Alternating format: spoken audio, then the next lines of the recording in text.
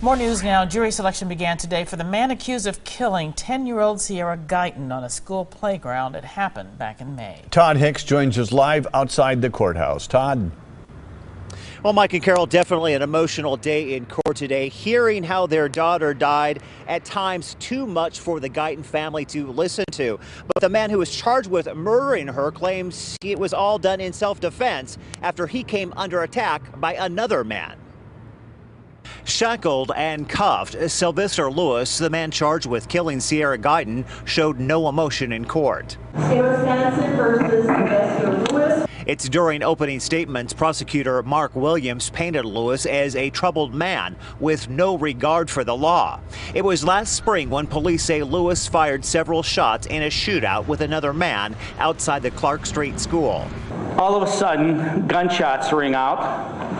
Gunshots from the playground, gunshots from across the street.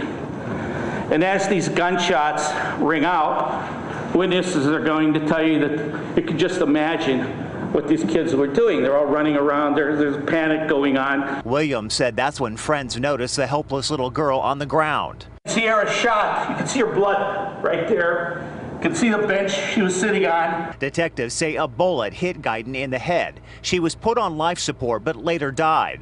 Lewis's defense attorney called the case one of self-defense. He said his client came under attack. Mr. Lewis, then armed, pulls his gun out and returns fire. Hearing details of how their little girl was wounded, too much for the family to take. Sierra's father at one point yelling at his daughter's alleged killer after Lewis turned around and looked him in the eyes. The cameras were rolling as bailiffs escorted the grieving father outside.